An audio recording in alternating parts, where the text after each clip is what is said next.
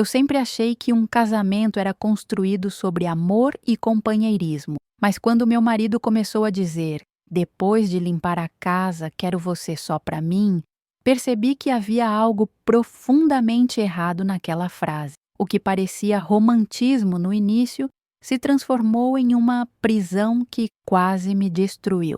Se você está gostando dessa história, deixe seu like, se inscreva no canal e comente aqui embaixo de qual cidade você está assistindo. Sua participação é muito importante para mim. Meu nome é Helena, tenho 62 anos e durante muito tempo acreditei que era uma mulher de sorte. Casei com Fernando quando eu tinha apenas 23 anos, ele com 27, um homem bonito, trabalhador, que me cortejou com flores e promessas de uma vida tranquila. Minha mãe, que Deus a tenha, dizia que eu tinha achado ouro.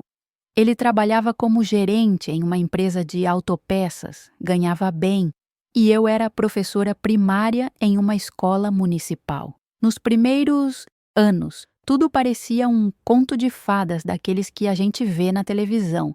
Morávamos em uma casa simples, mas confortável, com 3 quartos, um quintal onde eu plantava rosas e jasmins e uma varanda onde tomávamos café nas manhãs de domingo. Fernando era atencioso, me levava para jantar uma vez por mês, lembrava do meu aniversário, me presenteava com perfumes que ele escolhia com cuidado. Eu me sentia amada. Nossas brigas eram poucas, sempre sobre bobagens, como qual programa assistir na televisão ou se deveríamos visitar minha sogra no domingo. Nada que um pedido de desculpas e um abraço não resolvessem. Tivemos 2 filhos. Primeiro veio o Ricardo, um menino de olhos castanhos igual ao pai, cheio de energia, que vivia correndo pelo quintal atrás de borboleta. 3 anos depois nasceu a Paula, uma menina doce, de cabelos cacheados, que adorava me ajudar na cozinha desde pequenininha. Eu amava ser mãe. Amava acordar cedo para preparar o café da manhã, arrumar as lancheiras, pentear os cabelos da Paula, ensinar o Ricardo a amarrar o sapato. Fernando também era um bom pai. Brincava com as crianças, levava o Ricardo para jogar bola no parque, lia histórias para a Paula antes de dormir. Éramos uma família comum, daquelas que você vê na rua e pensa que está tudo bem. Mas as coisas começaram a mudar de forma tão sutil que eu nem percebi no começo. Foi logo depois que os meninos cresceram e saíram de casa. Ricardo se formou em engenharia e conseguiu um emprego em São Paulo, a mais de 500 quilômetros de distância. Paula se casou com um rapaz que conheceu na faculdade e foi morar em outro bairro. De repente, a casa que sempre esteve cheia de vozes, risadas e bagunça ficou silenciosa. Eu e Fernando estávamos sozinhos pela primeira vez em quase 30 anos. No início, achei que seria uma fase de readaptação. Afinal, é difícil para qualquer mãe ver os filhos saindo de casa. Eu chorei muito nos primeiros meses. Sentia falta do barulho, das conversas na mesa de jantar, até da bagunça que eu tanto reclamava. Fernando tentou me consolar. Dizia que agora teríamos mais tempo para nós, que poderíamos viajar, fazer coisas que não fazíamos quando as crianças eram pequenas. Eu queria acreditar nisso. Foi nessa época que ele começou a prestar mais atenção na casa. Eu sempre fui uma mulher organizada, não vou mentir. Gostava de manter tudo limpo, as roupas passadinhas, a cozinha arrumada, mas era aquela limpeza normal, sabe? De quem cuida da casa com carinho, mas não vive obcecada por isso. Fernando nunca tinha reclamado. Pelo contrário, sempre elogiava quando chegava em casa e encontrava tudo arrumadinho. Dizia que eu era uma excelente dona de casa. Mas aí ele começou a notar coisas que nunca tinha notado antes. Um dia chegou do trabalho e foi direto para a cozinha. Eu estava preparando o jantar, um frango assado com batatas, quando ele passou o dedo na bancada e olhou para mim com uma expressão que eu não consegui decifrar. "Helena, tem uma manchinha aqui", ele disse, mostrando o dedo. Eu olhei e realmente havia uma pequena marca d'água, daquelas que ficam quando você limpa e não seca direito. Desculpa-se, amor, eu falei, já pegando o pano para limpar. Ele sorriu, mas era um sorriso diferente, meio tenso e não tem problema, só achei que você devia saber. Aquilo me incomodou, mas não dei muita importância. Todos nós temos nossos dias ruins, pensei. Talvez ele estivesse estressado no trabalho. Mas nos dias seguintes, Fernando começou a fazer comentários parecidos. Notava poeira em lugares que eu nem sabia que existiam, como atrás dos quadros na parede ou em cima do batente das portas. Apontava manchas no espelho do banheiro, fios de cabelo no ralo, migalhas embaixo da mesa que eu tinha certeza de ter varrido. Eu comecei a ficar mais atenta. Passava mais tempo limpando, verificando cada cômodo 2, 3 vezes. Queria que ele chegasse em casa e não encontrasse nada para reclamar. Mas quanto mais eu limpava, mais ele encontrava defeito. Era como se ele tivesse desenvolvido uma visão de raio-x para a sujeira. E o pior é que ele sempre falava de um jeito calmo, quase carinhoso, como se estivesse me fazendo um favor ao apontar aquilo. Foi então que ele começou a dizer aquela frase: "Depois de limpar a casa, quero você só para mim." Da primeira vez que ouvi, achei romântico. Estávamos no sofá assistindo televisão e ele me puxou para perto, passou a mão nos meus cabelos e sussurrou isso no meu ouvido. Meu coração até acelerou. Fazia tempo que não tínhamos momentos assim, de intimidade, de proximidade. Eu sorri e me aconcheguei nele, pensando que talvez aquela fase de adaptação estivesse finalmente passando. Mas a frase se repetiu e começou a vir acompanhada de condições. Quando eu estava cansada depois de um dia inteiro limpando os armários da cozinha, ele chegava, inspecionava tudo com aquele olhar meticuloso e dizia: "Ficou perfeito, Helena. Agora você pode descansar. Vem aqui comigo." E me levava para o quarto. Eu ia, claro. Afinal, ele era meu marido. Mas havia algo naquilo que me deixava desconfortável, uma sensação estranha que eu não conseguia nomear. As semanas foram passando e a rotina foi se estabelecendo. Fernando criou uma espécie de lista mental de tarefas que eu deveria cumprir. Não era nada escrito, nada explícito, mas eu sabia. Segunda-feira era dia de lavar todas as roupas de cama e passar. Terça, limpar os banheiros até que os azulejos brilhassem. Quarta, encerar o chão da sala e dos quartos. Quinta, lavar as janelas por dentro e por fora. Sexta, organizar os armários e verificar se havia algo fora do lugar. Sábado, fazer a limpeza geral do quintal e da garagem. Domingo, preparar um almoço especial e receber a casa toda arrumada para o resto da semana. E toda vez que eu terminava, lá vinha a frase: "Depois de limpar a casa, quero você só para mim." Só que agora não havia mais romantismo. Era uma cobrança disfarçada de desejo. Eu me sentia como uma funcionária cumprindo metas para receber uma recompensa, e a recompensa era a atenção e o afeto do meu próprio marido. Comecei a perder peso. Não era algo intencional, mas eu simplesmente não tinha tempo para comer direito. Acordava às 6 da manhã e já começava a limpar. Parava rapidamente para tomar um café, geralmente de pé mesmo, e voltava ao trabalho. No almoço comia qualquer coisa rápida, um sanduíche, uma fruta, porque sabia que tinha muito ainda pela frente. Quando Fernando chegava, às 7 da noite, eu estava exausta. Minhas mãos começaram a ficar ásperas de tanto usar produtos de limpeza. Minha coluna doía de tanto me curvar para esfregar o chão. Minhas pernas ficavam inchadas no fim do dia. Minha filha Paula notou. Ela tinha vindo me visitar em um sábado e me encontrou no quintal, de joelhos, esfregando as pedras do caminho com uma escova pequena. "Mãe, o que você está fazendo?" ela perguntou com aquela voz preocupada que me fez querer chorar. "Estou só limpando o quintal, filha", respondi, tentando parecer normal, mas ela não estava convencida. Você está com uma cara horrível. Emagreceu demais. O que está acontecendo? Eu quase contei. Quase abri a boca e disse que estava me sentindo aprisionada na minha própria casa, que meu marido tinha se transformado em uma pessoa que eu não reconhecia, que eu não estava mais aguentando. Mas Fernando apareceu na porta naquele momento, com aquele sorriso largo, e disse: Sua mãe está se cuidando, Paula. Ela decidiu que quer manter a casa ainda mais bonita agora que temos mais tempo. Estou muito orgulhoso dela. E me olhou com aqueles olhos que pareciam dizer: Não ouse me contradizer. Paula foi embora naquele dia sem saber de nada. Eu fiquei ali, segurando a escova, sentindo as lágrimas queimarem nos meus olhos, mas não caírem.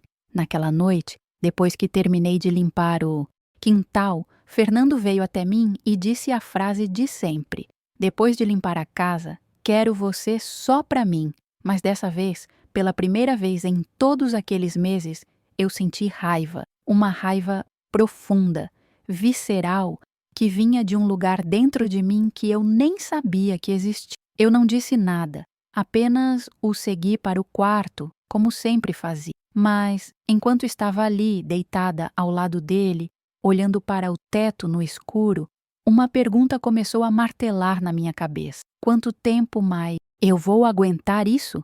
E mais importante ainda, por que estou aguentando?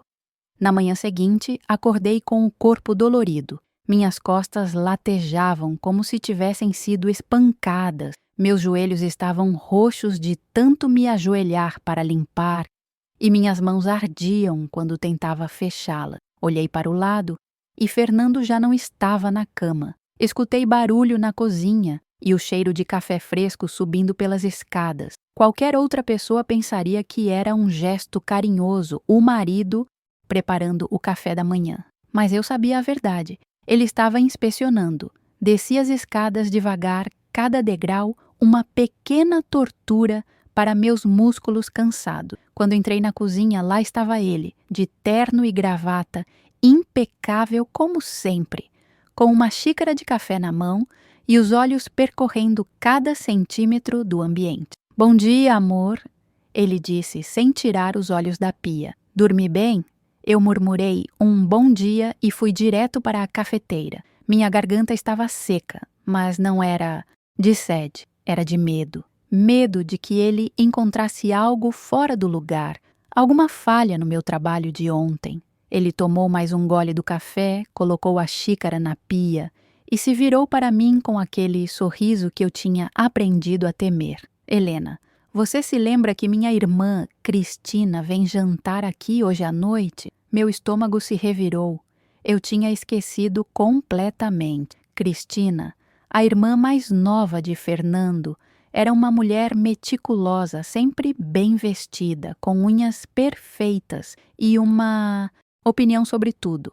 Ela tinha casado com um empresário rico e vivia me lembrando, de forma sutil e não tão sutil assim, de como a casa dela era grande, moderna, sempre impecável. Claro que lembro. Menti, tentando manter a voz firme. Que horas ela chega? Às 7h30, ele respondeu, ajeitando a gravata no espelho do corredor. Tenho certeza que você vai deixar tudo perfeito para recebê-la.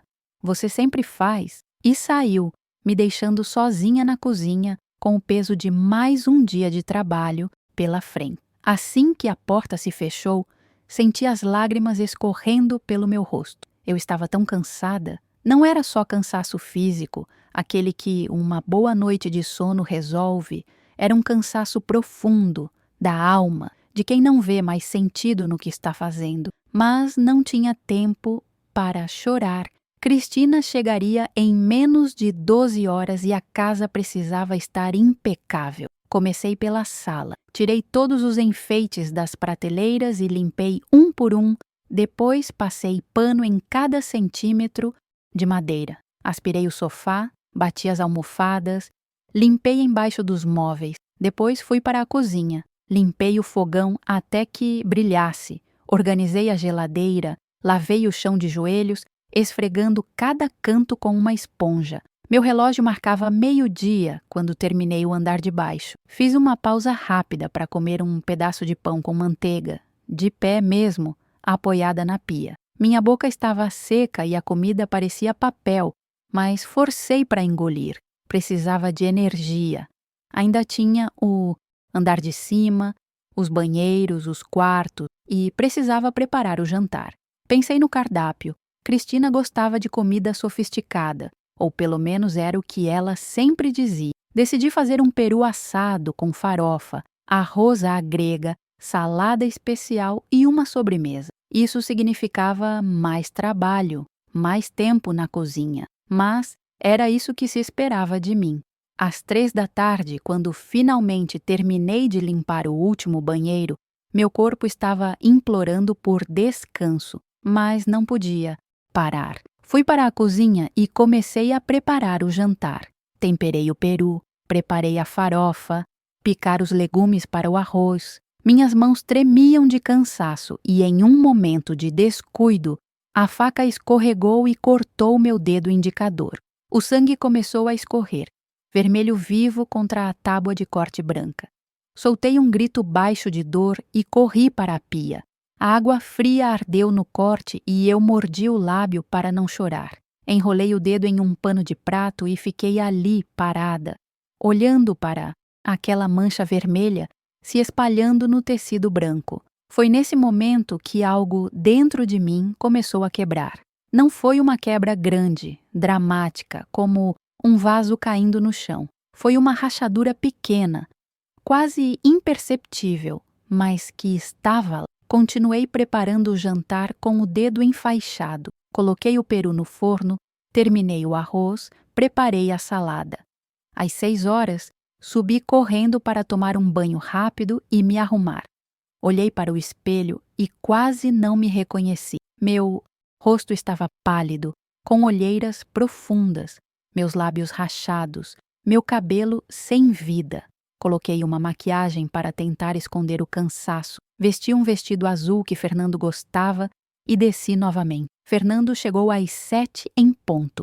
Entrou pela porta fazendo aquela inspeção silenciosa que se tornou rotina. Caminhou pela sala, passou a mão nos móveis, olhou para os cantos, checou a cozinha. Eu estava tirando o peru do forno quando ele apareceu atrás de mim. "Está perfeito, Helena", ele disse, mas sua voz não carregava admiração. Era mais uma confirmação, como quem verifica que um serviço contratado foi bem executado. "A casa está impecável. Cristina vai adorar." Às 7h30 em ponto, a campainha tocou. Cristina entrou como um furacão, toda sorridente, com um vestido caro e um perfume forte que tomou conta da sala inteira. "Fernando, meu irmãozinho querido", ela disse, beijando o rosto dele. "E Helena, como você está?" Antes que eu pudesse responder, ela já estava olhando ao redor com aqueles olhos críticos. "Nossa, que casa limpa! Você deve passar o dia inteiro aqui, não é?" Tinha algo no jeito que ela disse aquilo, uma pontinha de condescendência, como se passar o dia limpando fosse algo menor, insignificante. Eu apenas sorri e disse que gostava de manter tudo arrumado. Ela sentou no sofá, cruzou as pernas e começou a falar sobre a última viagem que tinha feito com o marido para a Europa, sobre o restaurante 5 estrelas que frequentaram, sobre as lojas de grife, onde compraram roupas. Fernando ouvia tudo com atenção, fazendo perguntas, rindo nos momentos certos. Eu fiquei ali, sentada na outra poltrona, sorrindo mecanicamente, mas minha mente estava em outro lugar.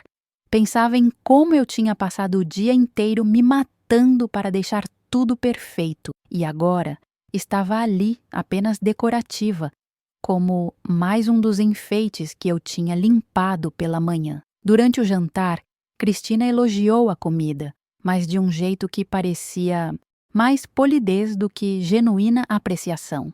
"O peru está bom, Helena. Um pouco seco, mas está gostoso." Senti aquelas palavras como um tapa. Eu tinha feito o melhor que podia, tinha seguido a receita à risca, tinha verificado a temperatura do forno 3 vezes, mas não era suficiente. Nunca era suficiente. Fernando não disse nada. Apenas continuou comendo, conversando com a irmã sobre negócios, sobre a empresa onde trabalhava, sobre planos futuros. Eu poderia não estar ali, que não faria diferença nenhuma. Comecei a me sentir invisível, como um fantasma na minha própria casa, presente mas não visto, útil mas não valorizado.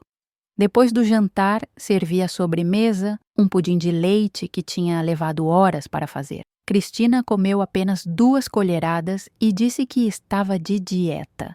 Fernando comeu tudo, mas sem comentário. Ajudei a recolher os pratos, lavei a louça, enquanto eles continuavam conversando na sala. Minhas mãos ardiam com a água quente e o detergente. O corte no dedo latejava, mas continuei, porque era isso que se esperava de mim. Quando Cristina finalmente foi embora, às 11 da noite, eu estava destruída. Fernando fechou a porta, se virou para mim com aquele sorriso que eu tinha aprendido a odiar e disse: "Você se superou hoje, Helena. A casa estava perfeita. O jantar estava ótimo. Cristina ficou impressionada, tenho certeza." E então veio a frase: "Agora que a casa está limpa e arrumada, quero você só para mim."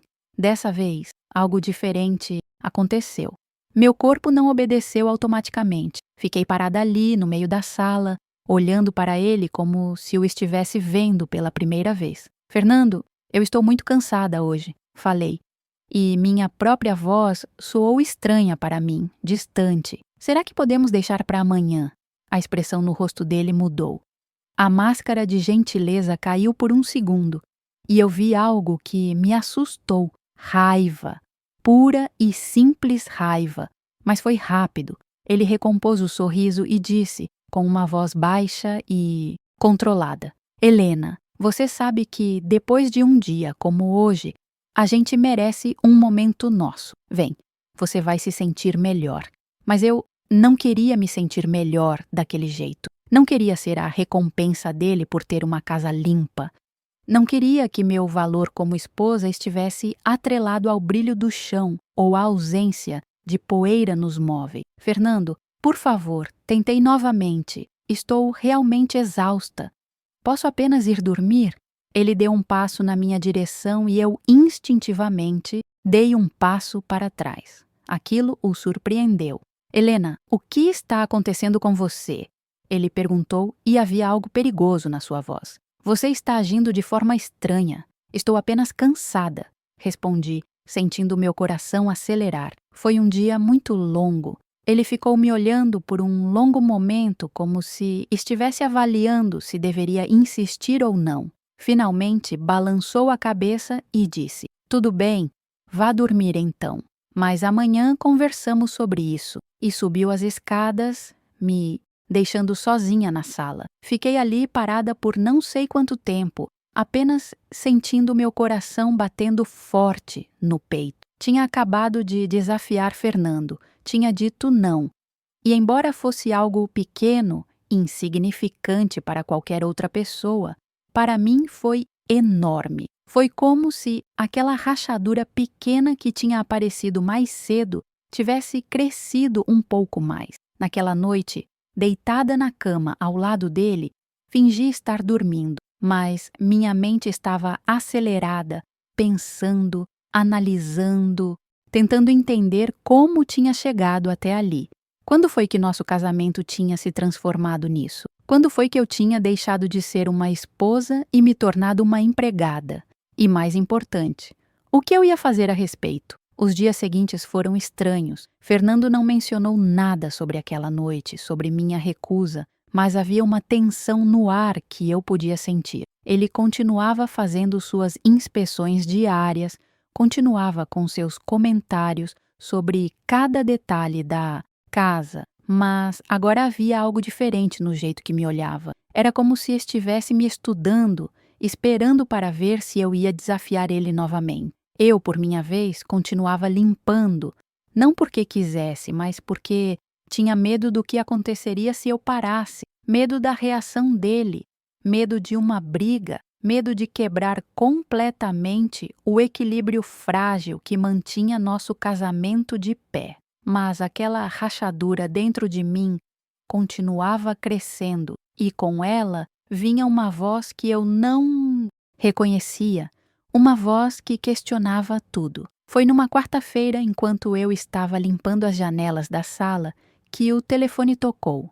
Era minha amiga Rosângela, que eu conhecia desde os tempos da escola. Helena, quanto tempo, ela disse, com aquela voz animada que sempre me fazia sorrir. Eu estava pensando em você. Que tal a gente se encontrar para um café amanhã? Faz séculos que não conversamos direito. Meu primeiro instinto foi dizer não. Fernando não gostava quando eu saía sem avisar com antecedência. E amanhã era quinta-feira, dia de lavar as janelas por dentro e por fora. Mas então, aquela voz nova dentro de mim sussurrou: por que não? Você não pode sair para tomar um café com uma amiga? Antes que pudesse me arrepender, ouvi minha própria voz dizendo: adoraria, Rosângela. Que horas? Marcamos para as 3 da tarde numa cafeteria no centro. Quando desliguei o telefone, senti um misto de empolgação e culpa. Não tinha pedido permissão para Fernando. Simplesmente tinha decidido. Era algo pequeno, insignificante para qualquer pessoa normal. Mas para mim era revolucionário. Naquela noite, durante o jantar, contei para ele: Fernando, amanhã vou encontrar a Rosângela para tomar um café à tarde. Ele parou de comer, o garfo suspenso no ar, e me olhou com aquela expressão que eu tinha aprendido a temer. A Rosângela? Ele repetiu, como se o nome fosse estranho na sua boca. Você não a vê há meses. Por que de repente esse interesse? Porque ela é minha amiga, respondi tentando manter a voz firme. E faz tempo mesmo que não nos vemos. Achei que seria bom conversar um pouco. Ele colocou o garfo no prato devagar, muito devagar, e se inclinou para a frente. E as janelas? Amanhã é dia de lavar as janelas. Eu lavo quando voltar, falei, e senti meu estômago se apertar. Ou posso deixar para sexta? Fernando ficou em silêncio por um momento que pareceu durar uma eternidade. Depois, sorriu, mas era aquele sorriso que não chegava aos olhos. Tudo bem, Helena. Se é importante para você, vá. Só não se atrase muito. Você sabe como eu gosto de chegar em casa e encontrar tudo em ordem. Assenti, mas mal consegui comer o resto do jantar. Havia algo na maneira como ele tinha falado, um aviso velado, uma ameaça disfarçada de compreensão. Na manhã seguinte, acordei com um aperto no peito. Fernando já tinha saído para o trabalho e a casa estava silenciosa demais. Comecei a limpeza do dia, mas minha mente estava no encontro da tarde. Será que estava fazendo a coisa certa? Será que deveria cancelar e lavar as janelas como sempre fazia? Mas então pensei em quantas vezes tinha deixado de fazer coisas que queria por causa da casa, por causa de Fernando, por causa dessa rotina que me engolia inteira. Às 2h30, tomei um banho rápido e me arrumei. Coloquei uma blusa rosa que fazia tempo que não usava, passei um batom, penteei o cabelo com cuidado. Quando me olhei no espelho, vi um vislumbre da mulher que eu costumava ser antes de tudo isso. A mulher que sorria, que tinha vida própria, que existia além das paredes daquela casa. Encontrei Rosângela na cafeteria e foi como voltar no tempo. Ela estava do mesmo jeito, com aquele cabelo curto e os olhos brilhantes, cheia de histórias para contar. Conversamos sobre tudo, sobre os filhos dela, sobre os meus, sobre a vida, sobre os planos para o futuro. E então, no meio da conversa, ela parou e me olhou com atenção. Helena, você está bem? Você parece diferente. Estou bem, menti, mexendo na xícara de café. Só um pouco cansada. Ela não pareceu convencida. Você emagreceu muito e tem umas olheiras. Está se cuidando? Senti as lágrimas ameaçarem subir, mas forcei um sorriso. Estou sim. É só a idade chegando, você sabe como é. Mas Rosângela não era boba. Ela me conhecia há tempo demais. Helena, eu sou sua amiga há 40 anos. Sei quando você está mentindo. O que está acontecendo? E foi ali, naquela mesinha de cafeteria com o barulho das pessoas ao redor e o cheiro de café no ar, que eu desabei. Contei tudo sobre Fernando, sobre a obsessão com limpeza, sobre como eu me sentia presa, sobre a frase que ele repetia, sobre como meu corpo doía e minha alma estava cansada. Rosângela me ouviu em silêncio, segurando minha mão por cima da mesa. Quando terminei de falar, ela tinha lágrimas nos olhos. Meu Deus, Helena! Por que você não me contou isso antes? Eu não sabia, sussurrei. Não sabia que era tão ruim assim. Aconteceu devagar, sabe? Foi como se eu tivesse entrado numa neblina e, quando percebi, já estava perdida nela. Ela apertou minha mão com força. Helena, isso não é normal. Isso não é um casamento saudável. Você precisa fazer alguma coisa. Mas o quê? Perguntei, sentindo o desespero subir. Eu sou casada com ele há quase 40 anos. Não sei viver de outra forma. Não sei quem eu sou sem ele, sem essa casa, sem essa rotina. Você precisa descobrir, Rosângela disse com uma firmeza na voz, que me assustou.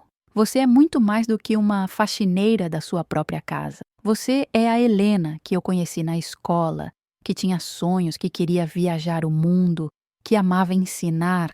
Onde está aquela mulher? Eu não sei, respondi. E era a mais pura verdade. Acho que ela se perdeu no meio do caminho. Ficamos conversando por mais 2 horas. Rosângela me fez prometer que ia procurar ajuda, que ia conversar com Fernando, que ia tentar recuperar minha vida. Quando saí daquela cafeteria, já eram quase 6 da tarde e meu coração estava disparado. Fernando chegaria em casa em 1 hora e as janelas não estavam lavadas. A casa estava do jeito que eu tinha deixado de manhã. Dirigi para casa mais rápido do que deveria. Quando entrei, olhei ao redor e senti o pânico tomar conta. A casa estava limpa, obviamente, porque eu limpava todos os dias, mas as janelas não brilhavam do jeito que Fernando esperava. Corri para pegar os produtos de limpeza, comecei a lavar a primeira janela com desespero, mas já eram 6h40 e eu mal tinha terminado metade. Ouvi o carro dele entrando na garagem e meu corpo inteiro se enrijeceu. A porta se abriu e os passos dele ecoaram no corredor. Helena? Ele chamou. E havia algo na voz dele que me fez largar o pano. Estou aqui, respondi, tentando soar normal. Ele apareceu na porta da sala e seu olhar foi direto para as janelas sujas, apenas parcialmente limpas. Você não terminou, ele disse. Não era uma pergunta, era uma constatação. Eu ia terminar agora, falei, segurando o pano com força. Me atrasei um pouco no café. Fernando entrou na sala devagar, os olhos percorrendo cada canto, notando cada imperfeição. Um pouco? Ele repetiu. São quase 7 horas. Você passou a tarde inteira fora. Eu estava com minha amiga, falei, sentindo a defensiva subir. Fazia meses que não nos víamos. Ele deu um sorriso frio. Entendo. Sua amiga é mais importante do que sua casa, mais importante do que seu marido. Não é isso, Fernando. Então, o que é, Helena? Ele deu um passo na minha direção. Porque de uns dias para cá você está diferente. Primeiro se recusa a vir para o quarto comigo, agora negligencia suas responsabilidades. O que está acontecendo? Minhas responsabilidades? Repeti. E senti algo quebrando dentro de mim. Fernando, eu não sou empregada dessa casa. Sou sua esposa. Exatamente, ele falou, a voz baixa e perigosa. Você é minha esposa. E uma esposa cuida da casa, cuida do marido. Era assim que sua mãe fazia, era assim que minha mãe fazia. Mas você parece ter esquecido disso. Senti as lágrimas queimarem nos meus olhos, mas não eram lágrimas de tristeza, eram de raiva. Minha mãe também tinha vida própria, falei, a voz tremendo. Ela tinha amigas, ia à igreja, participava de grupos. Ela não vivia apenas para limpar a casa, porque a casa da sua mãe não precisava do nível de cuidado que a nossa precisa, Fernando retrucou. Sua mãe se contentava com a mediocridade. Eu não. Aquelas palavras foram como um tapa. Mediocridade. Era assim que ele via qualquer coisa que não fosse a perfeição obsessiva dele. Eu estou cansada, Fernando, falei, e minha voz saiu como um sussurro. Estou cansada de limpar, estou cansada de nunca ser suficiente, estou cansada de viver para essa casa. Ele ficou parado, me olhando com uma expressão que eu nunca tinha visto. Havia surpresa ali, mas também algo mais escuro, algo que me deu medo. Você está cansada, ele disse devagar, como se estivesse provando as palavras. Está cansada de ser minha esposa. Não é isso, tentei explicar. Então, o que é? Ele praticamente gritou, e eu dei um pulo, porque eu trabalho o dia inteiro para dar uma vida boa para você, para que você não precise se preocupar com dinheiro, para que possa ficar em casa confortavelmente, e você não consegue nem manter as janelas limpas. Eu trabalho o dia inteiro também, gritei de volta, e foi a primeira vez em anos que levantei a voz para ele. Eu limpo essa casa de cima a baixo todos os dias. Minhas mãos doem, minhas costas doem. Eu mal consigo dormir de tão cansada. E você nunca, nunca está satisfeito. Fernando ficou em silêncio, os olhos arregalados. Helena, abaixe a voz. Não! Gritei mais alto. Não vou abaixar, porque você precisa me ouvir. Eu não aguento mais viver assim. Não aguento mais essa obsessão sua com limpeza. Não aguento mais me sentir invisível a menos que a casa esteja perfeita. Eu sou uma pessoa, Fernando. Eu existo além dessas 4 paredes. Ele deu mais um passo na minha direção e eu vi raiva pura no rosto dele. Você está sendo histérica, ele disse entre dentes. Deve ser a menopausa. As mulheres ficam assim. Amanhã você vai estar mais calma e vamos conversar como adulto. E virou as costas para sair. Mas algo em mim explodiu. Não me vire as costas, gritei. Não me diga que estou sendo histérica.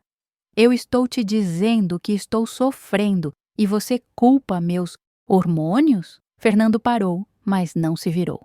O que você quer que eu faça, Helena? Ele perguntou, a voz cansada. Que eu diga que está tudo bem a casa estar suja? Que eu aceite que você não cumpra mais suas obrigações? Quero que você me veja. Gritei, e as lágrimas finalmente caíram. Quero que você olhe para mim e veja que eu estou me quebrando. Quero que você me abrace, sem que antes eu tenha que limpar a casa inteira. Quero ser sua esposa de novo, não sua empregada. Ele finalmente se virou e o que vi no rosto dele me aterrorizou. Não era compreensão, não era arrependimento, era desdém. Se você se sente assim, então talvez o problema não seja comigo, Helena. Talvez seja você que não sabe mais o que significa ser uma esposa. E subiu as escadas, me deixando sozinha na sala, com minhas lágrimas e meu coração partido. Aquela noite foi a pior da minha vida. Dormi no sofá porque não conseguia subir e deitar ao lado dele. Fiquei ali, no escuro, ouvindo a casa silenciosa ao meu redor e percebi que tinha chegado a um ponto sem volta. Algo tinha se quebrado definitivamente entre nós naquela briga, e eu não sabia se dava para consertar. Pior ainda, não sabia se eu queria consertar. Acordei com o corpo dolorido e a luz do sol entrando pelas janelas que eu não tinha terminado de limpar. Por um momento, fiquei desorientada, sem entender onde estava. Então, tudo voltou. A briga, as palavras cruéis, a expressão de desdém no rosto de Fernando. Olhei para o relógio e vi que já passava das 8. Fernando certamente já tinha saído para o trabalho. Levantei devagar, cada músculo protestando, e fui até a cozinha. Havia uma xícara suja na pia. Fernando tinha tomado café e deixado a xícara ali, como sempre fazia, esperando que eu limpasse. Olhei para aquela xícara por um longo tempo. Era branca, com uma pequena rachadura na alça que eu nunca tinha notado antes. Como tudo mais na minha vida, ela estava quebrada, mas continuava funcionando, continuava sendo usada. Deixei a xícara na pia. Não lavei. Simplesmente fiz meu próprio café e sentei à mesa, olhando pela janela para o quintal onde minhas rosas estavam murchas, precisando de cuidado. Quando foi a última vez que eu tinha realmente olhado para elas? Quando foi a última vez que fiz algo que não fosse limpar? O telefone tocou e era Paula. Mãe, como você está? Eu estava pensando em passar aí hoje, levar o Pedrinho para te ver. Meu coração se apertou. Pedrinho era meu neto. Tinha 3 anos e eu o amava mais que tudo. Mas a casa estava uma bagunça pelos meus padrões. E, mais importante, pelos padrões de Fernando. Hoje não é um bom dia, filha, falei, odiando cada palavra. Que tal amanhã? Houve uma pausa do outro lado da linha. Mãe, você está bem? Sua voz está estranha. Estou sim, menti. Só não dormi muito bem. Paula suspirou. Está bem, mas eu quero te ver logo. Faz semanas que você inventa desculpa para a gente não ir aí. Prometi que logo marcaríamos um dia e desliguei. Fiquei sentada naquela cozinha por horas. Não limpei, não arrumei, não fiz nada. Apenas fiquei ali, pensando. E foi nesse silêncio, nessa quietude que eu não permitia a mim mesma há anos, que uma ideia começou a tomar forma. Precisava entender quando tudo tinha mudado. Precisava encontrar o momento exato em que Fernando tinha deixado de ser meu marido e se tornado meu supervisor. Subi para o quarto e fui até o armário onde guardávamos caixas com fotos antigas. Havia anos que eu não mexia ali. Encontrei uma caixa de sapatos cheia de fotografias do nosso casamento, dos primeiros anos juntos, das crianças pequenas. Sentei no chão e comecei a olhar uma por uma. Tinha uma foto nossa no dia do casamento. Eu estava radiante no meu vestido simples. Fernando me olhava com aqueles olhos cheios de amor. Outra foto, anos depois, com os meninos pequenos, todos rindo no parque. Fernando tinha o braço ao meu redor. Eu segurava o Ricardo no colo enquanto Paula se pendurava na minha perna. Éramos felizes. Éramos uma família de verdade. Mas então comecei a notar algo nas fotos mais recentes. Nas últimas 10, 15 anos, eu estava sempre no fundo, sempre meio desfocada, sempre com aquele sorriso que não chegava aos olhos. E Fernando estava sempre na frente, sempre no centro, sempre controlando o enquadramento. Quando foi que eu tinha me tornado coadjuvante da minha própria vida? Estava tão absorta nas fotos que não ouvi a porta se abrir, não ouvi os passos na escada. Só percebi que Fernando tinha chegado quando sua voz cortou o silêncio. Helena, o que você está fazendo? Levantei a cabeça assustada e o vi parado na porta do quarto, ainda de terno, mas com a gravata frouxa e uma expressão que eu não consegui decifrar. Estava olhando fotos antigas, respondi, minha voz saindo mais firme do que eu esperava. Lembranças de quando éramos felizes. Ele entrou no quarto devagar. Nós somos felizes, Helena. Ou éramos até você começar com essas ideias estranhas na cabeça. Balancei a cabeça. Não, Fernando. Nós não somos felizes há muito tempo. Eu não sou feliz. Ele se sentou na cama com um suspiro pesado. Por causa da limpeza da casa? Helena, isso é ridículo. Não é sobre limpeza, falei, sentindo a frustração subir. É sobre controle. É sobre você me transformar em alguém que eu não sou. É sobre eu ter perdido completamente minha identidade. Fernando passou a mão pelo rosto, parecendo cansado. Você está exagerando. Eu só quero uma casa bem cuidada. Só quero uma esposa que se orgulhe de onde mora. Mas a que preço? Perguntei. A que preço, Fernando? Olha para mim. Realmente olha. Você vê uma mulher feliz? Ele me olhou, realmente me olhou pela primeira vez em muito tempo. E vi algo passar pelos olhos dele, algo que poderia ser dúvida ou talvez culpa. Mas foi rápido. Você costumava gostar de cuidar da casa, ele disse. Lembro de você dizendo que se sentia bem quando tudo estava limpo, organizado. Eu gostava, concordei. Quando era uma escolha. Quando eu fazia porque queria, não porque era obrigada.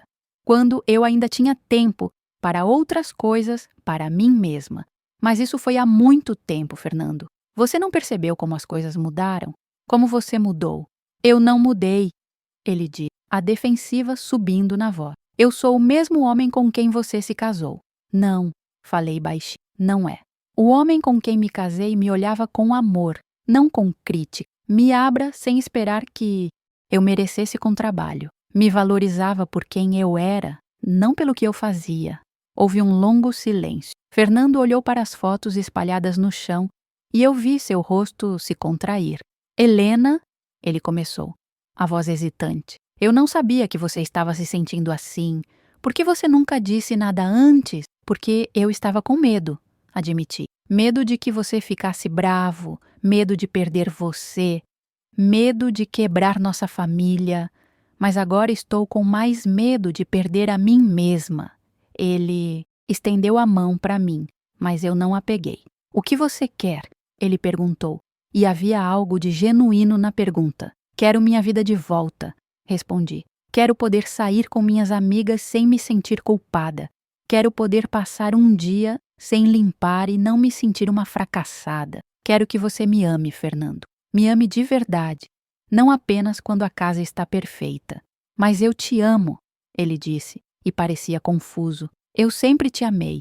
Então por que eu me sinto tão sozinha? Perguntei, as lágrimas começando a cair.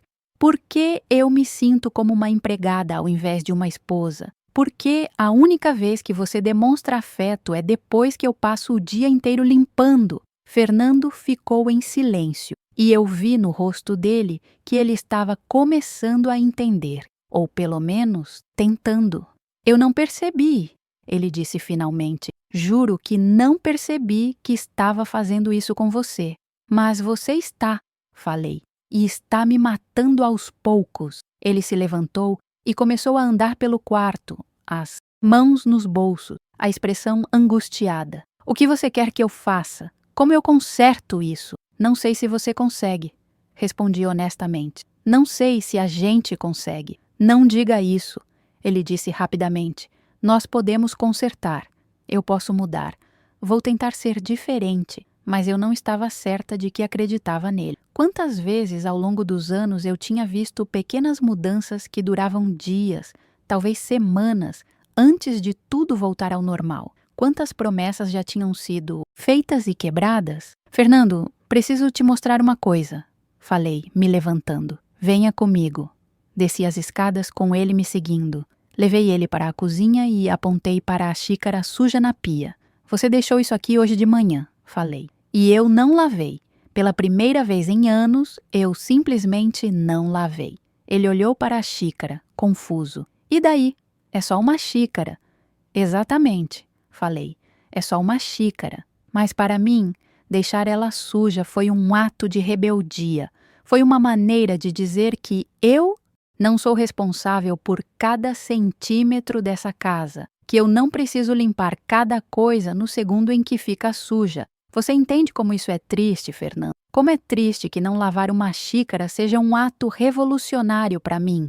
Ele continuou olhando para a xícara como se ela fosse algo alienígena. Helena, é só limpeza. Por que você está fazendo disso uma coisa tão grande?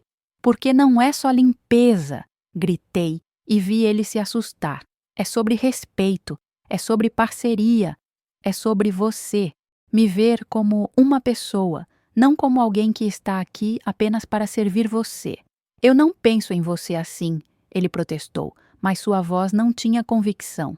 Então, por que você nunca limpa? Perguntei. Por que você nunca lava sua própria xícara? Por que você nunca passa um pano no balcão? Por que toda a responsabilidade da casa é minha? Fernando abriu a boca para responder, mas nada saiu. E foi nesse momento de silêncio que tudo mudou. O telefone tocou e Fernando atendeu, ainda me olhando. Era alguém do trabalho, eu percebi pelas primeiras palavras dele. Mas então vi sua expressão mudar, ficar séria, quase assustada. Entendo, ele disse. Sim, eu posso ir agora. 10 minutos. Quando desligou, ele estava pálido. Tenho que ir para o escritório. Emergência. Pode ser que eu demore. E saiu apressado, me deixando sozinha na cozinha com mais perguntas do que respostas. Havia algo de errado na maneira como ele tinha reagido àquele telefonema. algo que me deu um frio na espinha. Fiquei sozinha pelo resto da tarde e noite. Fernando não voltou para jantar, não ligou, não mandou mensagem. Às 11 da noite, comecei a ficar preocupada. Liguei para o celular dele várias vezes, mas caía direto na caixa postal. Tentei ligar para o escritório, mas ninguém atendeu. Estava prestes a ligar para a polícia quando ouvi o carro entrando na garagem. Era quase meia-noite. A porta se abriu e Fernando entrou, mas não era o mesmo homem que tinha saído. Ele parecia ter envelhecido 10 anos em algumas horas. Os olhos estavam vermelhos, as roupas amarrotadas, as mãos tremendo ligeiramente. Fernando, o que aconteceu? Perguntei, me levantando do sofá onde estava esperando. Ele me olhou e eu vi medo nos olhos dele. Medo genuíno. Preciso te contar uma coisa, ele disse, a voz rouca. Algo que deveria ter te contado há muito tempo. Meu coração disparou. O quê? Fernando, você está me assustando. Ele se sentou pesadamente no sofá e colocou a cabeça nas mãos. Fui demitido, ele disse. Não hoje. Há 3 meses. Fiquei congelada. O quê? 3 meses? Mas você sai todos os dias. Eu ia para a biblioteca, ele disse sem me olhar. Para cafés, para o parque, para qualquer lugar que não fosse aqui. Porque eu tinha vergonha de te contar. Tinha vergonha de admitir que falhei. Senti como se o chão tivesse desaparecido debaixo dos meus pés. 3 meses. Durante 3 meses ele tinha mentido para mim. Tinha fingido ir trabalhar, tinha me deixado aqui limpando obsessivamente enquanto nossa situação financeira desmoronava. E hoje? Perguntei, minha voz saindo estranha. O que foi o telefonema de hoje? Era do banco, ele disse, e finalmente me olhou. Helena, estamos com 3 meses de atraso no pagamento da casa. Eles vão executar a hipoteca. Vamos perder a casa. As palavras levaram um momento para fazer sentido. Perder a casa que eu tinha limpado até minhas mãos sangrarem, a casa que tinha consumido minha vida inteira nos últimos anos, a casa que tinha destruído nosso casamento. E eu comecei a rir. Foi uma risada histérica, sem controle, que vinha de um lugar profundo e quebrado dentro de mim. Fernando me olhou horrorizado. Helena, você está bem? Eu não conseguia parar de rir. Todas aquelas janelas que eu lavei, falei entre risadas e lágrimas, todo aquele chão que eu encerei, tudo isso e vamos perder a casa mesmo assim. Helena, para, Fernando disse tentando me segurar, mas eu me afastei. Você me fez acreditar que eu tinha que ser perfeita. Gritei, a risada se transformando em soluço, que a casa tinha que ser perfeita. E o tempo todo, você estava mentindo, estava escondendo que estávamos falindo, estava me usando, me controlando enquanto tudo desmoronava. Eu estava com medo, ele disse, e agora ele também estava chorando. Estava com medo de te perder. Pensei que se eu mantivesse tudo normal, se eu te mantivesse focada na casa, você não perceberia. E eu poderia encontrar uma solução antes que você descobrisse. Mas você já me perdeu, Fernando, falei. E as palavras saíram com uma clareza cristalina. Você me perdeu há muito tempo, quando decidiu que me controlar era mais importante do que me respeitar, quando transformou nosso casamento em uma prisão. Ele estendeu a mão para mim, implorando: por favor, Helena, podemos começar de novo. Vou encontrar outro emprego. Vamos achar uma solução para a casa. Vamos voltar a ser como éramos. Mas eu balancei a cabeça. Não podemos voltar porque aquilo nunca existiu de verdade. Era uma ilusão. E eu não posso mais viver em uma ilusão. Naquela noite, depois que Fernando subiu para o quarto, eu fiquei na sala, olhando ao meu redor. Esta casa, que tinha sido minha prisão, que tinha consumido minha vida, ia ser tirada de nós. E, estranhamente, senti um alívio imenso, porque sem a casa, Fernando não teria mais nada para controlar, e eu finalmente estaria livre. Os dias seguintes foram estranhos, como se eu estivesse vivendo em uma bolha separada da realidade. Fernando tentava conversar comigo, tentava explicar, mas eu simplesmente não conseguia mais ouvi-lo. Cada palavra que saía da boca dele soava vazia. Cada promessa parecia falsa. Ele tinha quebrado algo fundamental entre nós, algo que eu não sabia se poderia ser consertado ou se eu queria consertar. Parei de limpar completamente. Deixei a louça se acumular na pia, deixei poeira se formar nos móveis, deixei roupas empilhadas na lavanderia. No começo, Fernando ficava olhando para a bagunça com aquela expressão de desconforto, mas não dizia nada. Acho que ele sabia que tinha perdido o direito de reclamar. E algo interessante aconteceu. Sem a pressão constante de manter tudo perfeito, comecei a respirar de novo. Literalmente. Era como se meus pulmões tivessem estado comprimidos por anos e finalmente pudessem se expandir completamente. Liguei para Paula e contei tudo.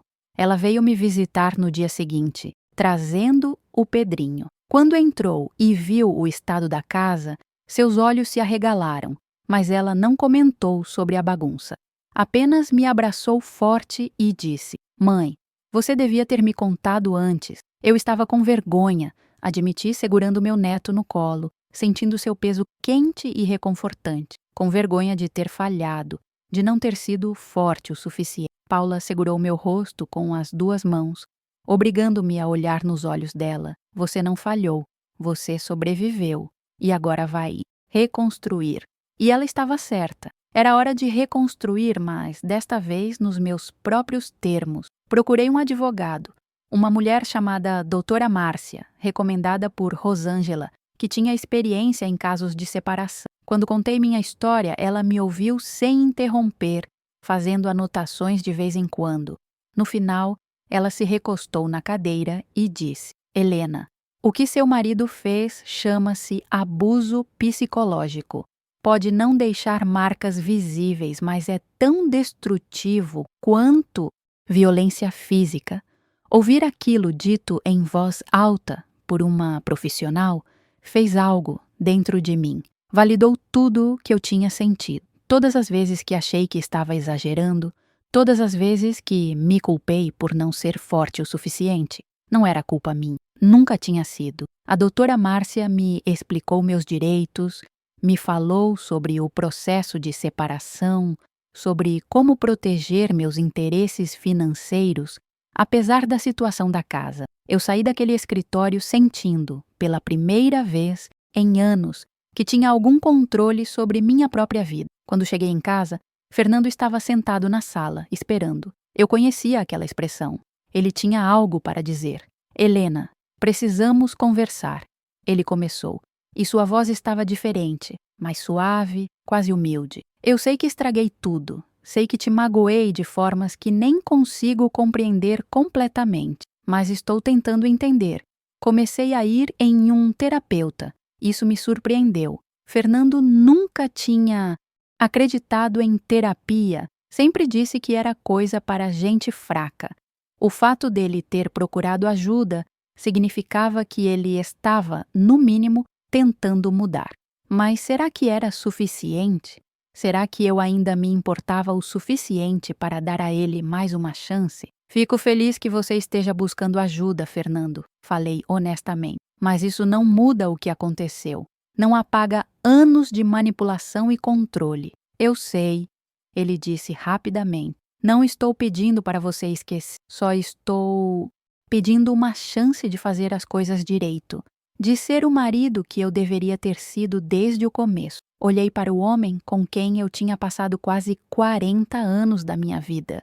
Vi os cabelos grisalhos, as rugas ao redor dos olhos, as mãos que um dia tinham me segurado com amor e depois com controle, e percebi que sentia pena, mas não amor, não mais, ou pelo menos, não o tipo de amor que sustenta um casamento. "Fernando", falei calmamente, "acho que precisamos de um tempo separados. Você precisa trabalhar em você mesmo, entender por que fez o que fez, e eu preciso descobrir quem eu sou sem você, sem essa casa, sem essa rotina que me consumiu."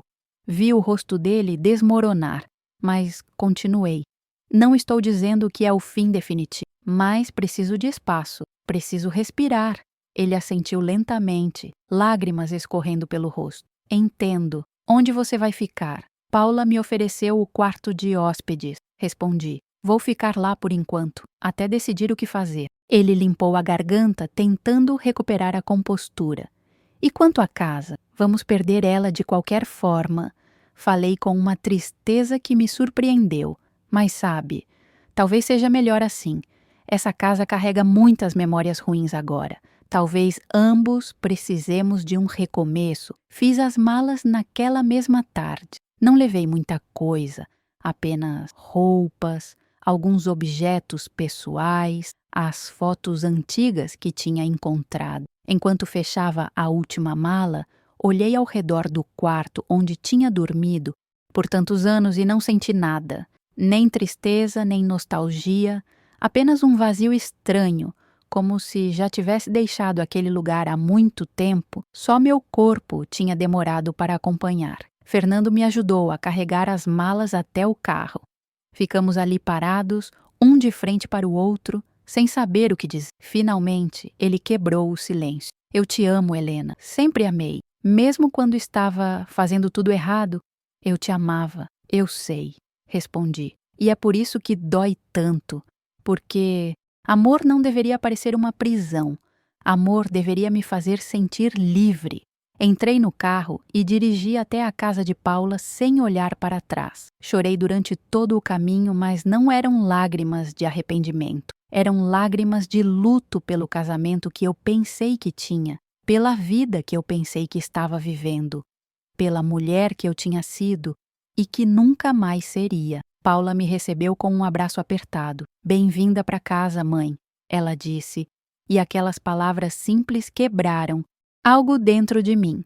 Eu não tinha uma casa mais. Tinha perdido a casa física e o casamento que deveria ter sido meu lar emocional. Mas, enquanto abraçava minha filha, percebi que talvez casa não fosse um lugar, talvez fosse uma sensação. E naquele abraço, pela primeira vez em anos, me senti em casa. As semanas seguintes foram de ajuste. Dividir o espaço com Paula, o marido dela e o pequeno Pedrinho foi desafiador, mas também libertador. Pela primeira vez em décadas, não tinha uma casa inteira para cuidar.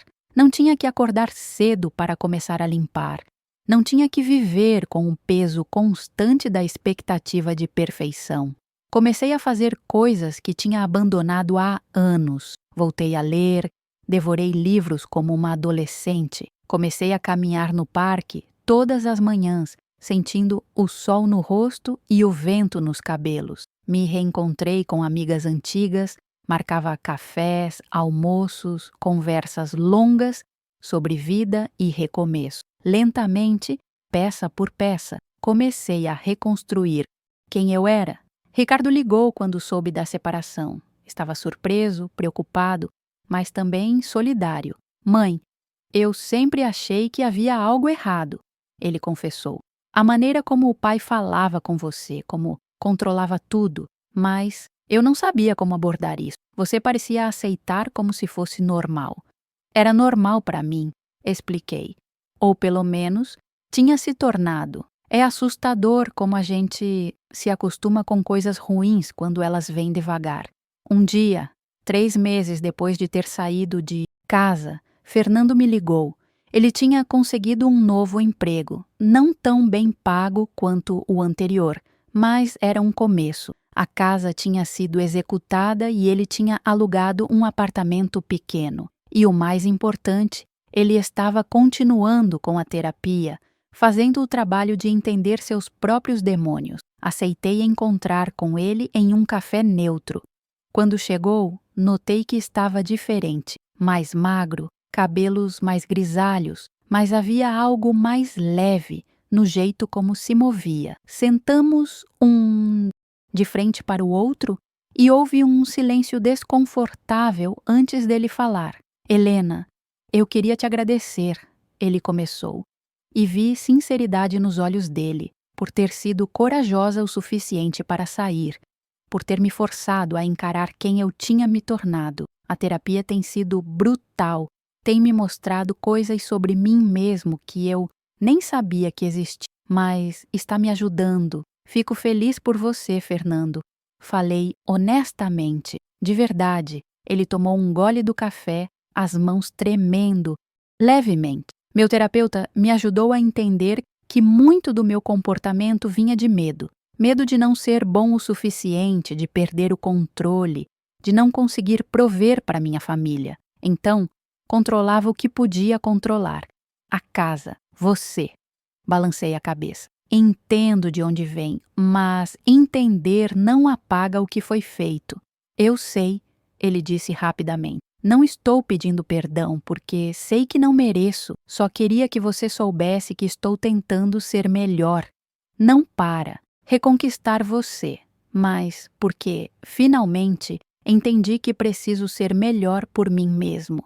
Conversamos por mais 1 hora, de verdade pela primeira vez em anos, não como marido e mulher, mas como duas pessoas que compartilhavam uma história, que tinham se machucado mutuamente de diferentes maneiras e que agora estavam tentando encontrar um caminho de volta para si mesmo. Quando saí daquele café, percebi que não sentia mais raiva de Fernando. Não sentia mais aquele peso no peito quando pensava nele. Sentia uma tristeza tranquila pelo que poderia ter sido, mas também uma gratidão pelo que me tinha ensinado. Tinha me ensinado meus limites, tinha me mostrado que eu era mais forte do que pensava, tinha me forçado a escolher a mim mesma pela primeira vez na vida. 6 meses depois de ter saído de casa, comecei a procurar meu próprio lugar.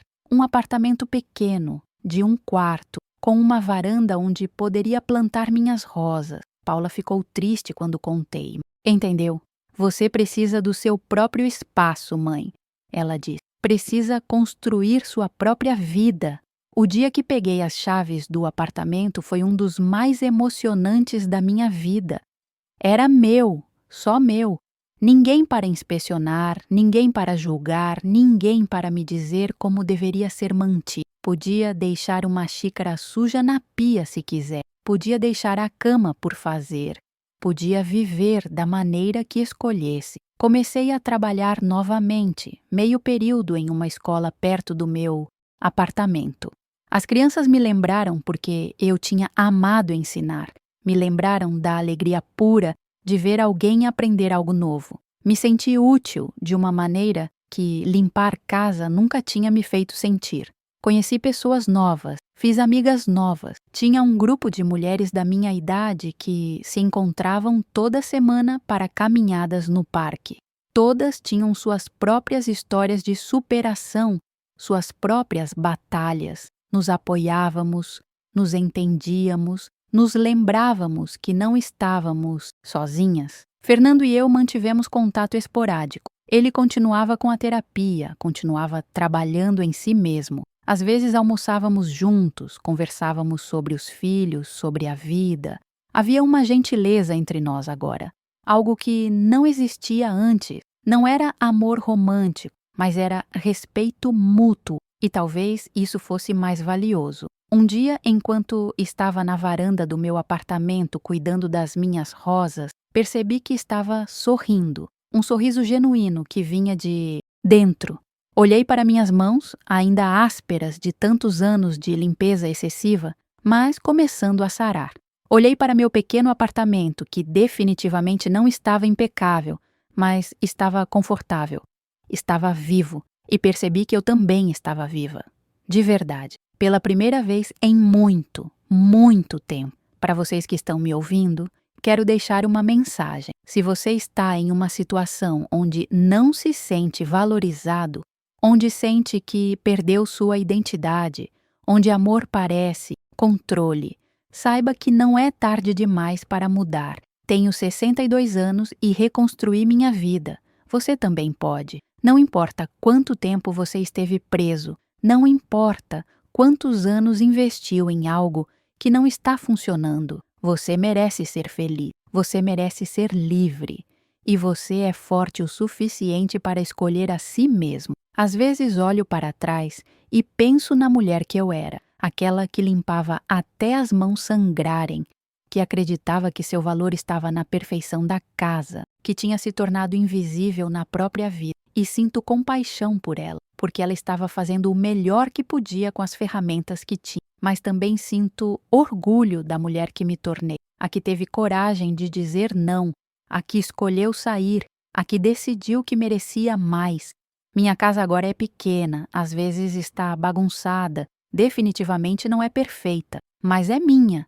E pela primeira vez em décadas, quando olho ao redor, não vejo tarefas a serem feitas, vejo um lar, vejo liberdade, vejo possibilidades.